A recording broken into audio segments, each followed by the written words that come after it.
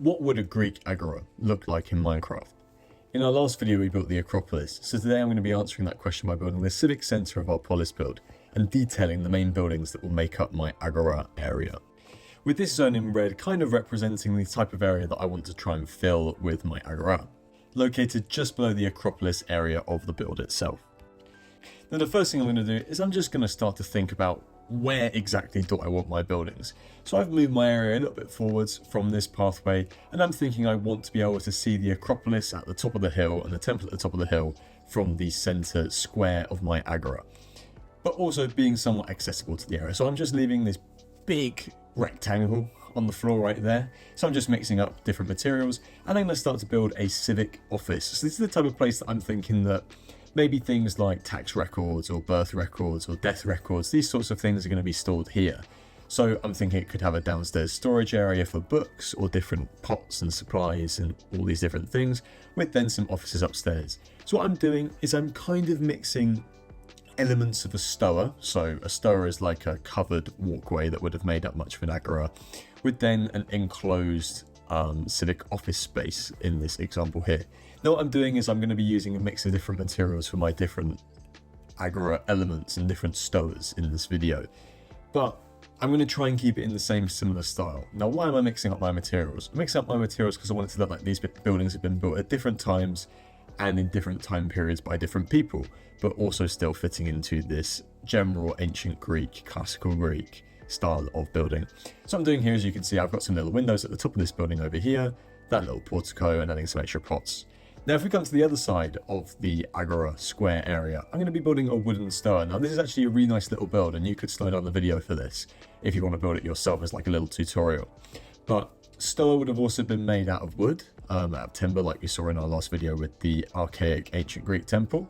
And they would have been really colourfully painted as well, with different bits of wood siding. You would have had Ionic and Doric wooden columns, different bits of cross bracing and whatever. And this is a really nice example that I think really captures the essence of a wooden stoa that would be quite nice to copy if you slow down the video. But for the sake of this, you can see it's really nice. You can see that the pale oak fence gates make up the scrolls of the Ionic columns, with then some little different details of campfires and all that sort of stuff in there.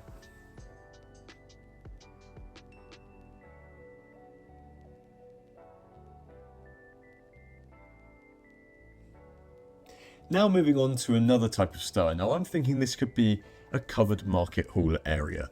So stoas would have typically been walled in on one side towards the back, but I'm thinking, okay, maybe we have some markets or some vendors or some workshops to the back of the main square, where vendors and different artisans are going to sell their weapons and sell their armor, sell their pots into the market of the agora. And this is going to be an undercover storage space, but also an undercover trading space for when it rains or in the colder months of the year in ancient Greece.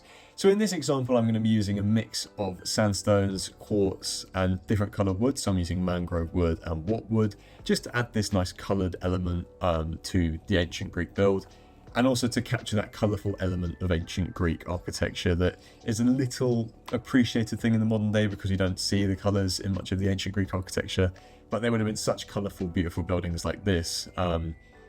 This is something I'm really trying to capture in this build over here. Another thing is something that is so difficult to capture is the roof line, and I mentioned this in the previous video about the temple, where you have to try and get this 22 to 25-ish degree angle, which is really hard to capture in Minecraft. So sometimes just doing the slabs doesn't cut it. So here you can see I'm trying to change the bits of angle in the roof line with some stairs and some slabs in order to capture that perfect roof angle that the ancient Greeks and the Romans loved in their classical architecture. The other thing I'm doing is I'm adding things like buttons, levers, armor stands, golem, like the copper golem statues, to try and add a little bit of extra detail and sculptural detail that these buildings would have had. That's something that's quite hard to replicate in Minecraft. But things like as well the torchflower flower pots really add this like nice sculptural element onto the roof and the roof lines of these builds themselves.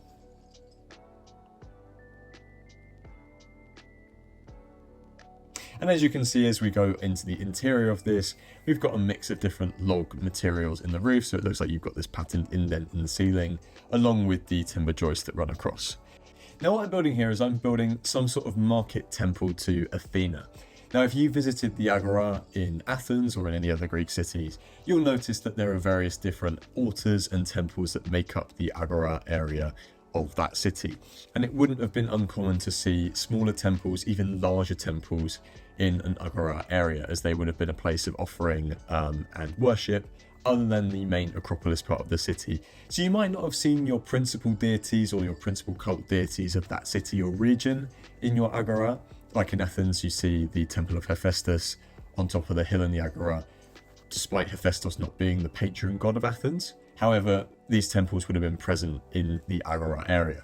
So in this example, what I'm doing is I'm building a small temple that's very, very different to some of the other types of temples that I built in other videos before, thinking that we're having statues engaged into the front columns themselves. So I'm using a mix of different things like shelves, signs. I'm using the copper column statues as well to try and capture that statue-like element of those columns in the front of that. This also has very enclosed design to it, which some of these market temples or some of these smaller ancient Greek temples would have had. What I'm also doing is I'm also trying to mix up some different colours and try and keep this general red and blue colour scheme in this temple. And this is the thing that I'm going to try and replicate in the next building that I'm going to be building in this Agora, which is the Bulletarium. But one thing that you can really do to enhance the interiors of your ancient Greek temples is actually filling in a wall inwards and just adding a little bit of extra colour and a little bit of extra texture in blocks such as the strip bamboo, things like smooth quartz, things like the coloured terracotta. It really makes the interior of these temples pop and highlights the statue in the middle that you're going to be building over there.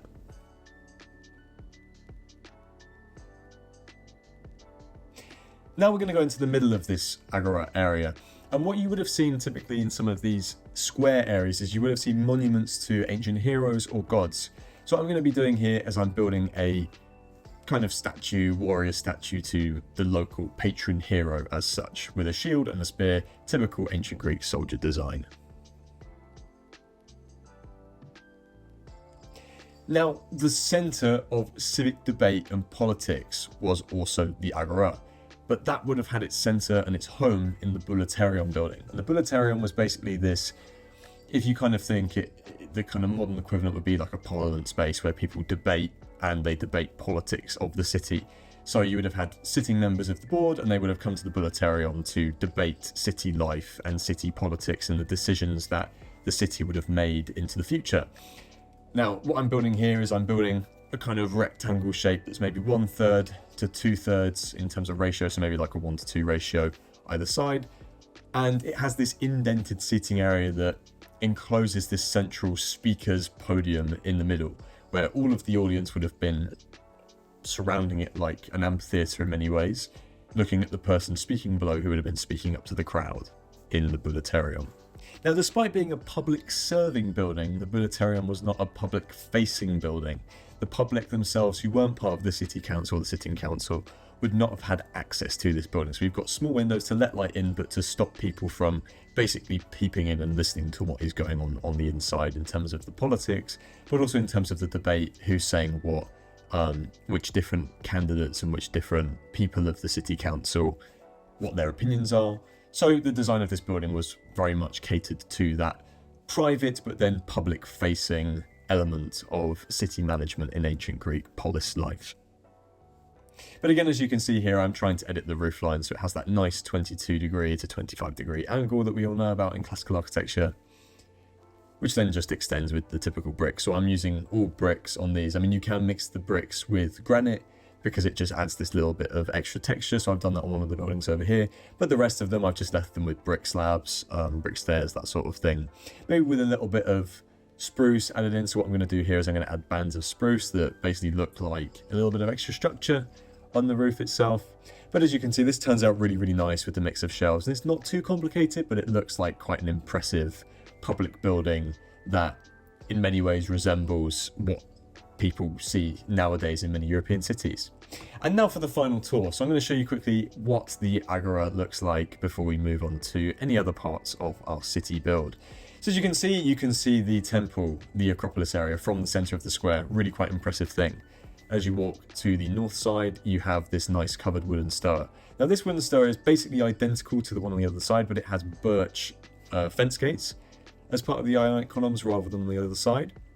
Now here we have our stoa that is open on both sides, so it's kind of like a covered market. It's much bigger than the other ones, but it is really quite a nice space, and it's a thing where I'll probably fill it in with workshop materials or storage materials when I build the workshops on the other side of it.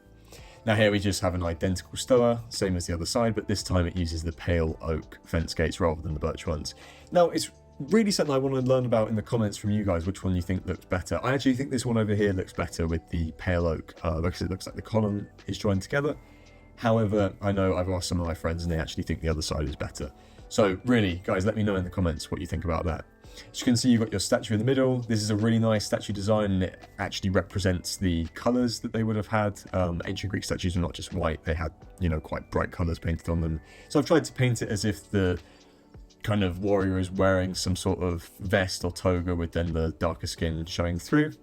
Then you have your temple to Athena over here, so this is accessible from the front to the public, but not on the interior to the public. And as you can see, you've got a nice little statue of Athena inside your little temple, with some little bits of ceiling detail as well. And we have over here our civic offices. Now I made a couple of changes off camera to this civic office, but it looks quite nice. The interior is quite simple at the moment. I'm probably going to come back and change that as I do the residential areas and some of the more public buildings like the gymnasium. As you can see, you've got some sort of tax office in there. You've got the storage areas with then some crates, little fountain out here as well, so things where people would have wanted to access in public life.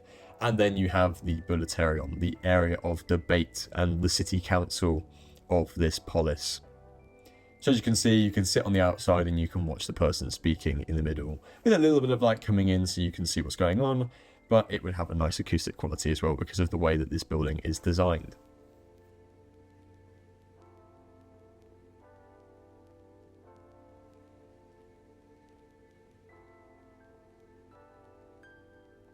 And as you enter the middle, you can kind of see that you can speak out to your friends or the rest of the city council. And there you have it, guys. That has been our agora that we have been building in preparation for building the other parts of our polis build. Let me know what you guys think in the comments, or let me know what your favorite building has been in this agora and where you've been inspired, what different designs might you use in the future.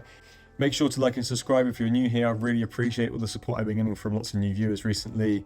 And until the next time, guys, goodbye.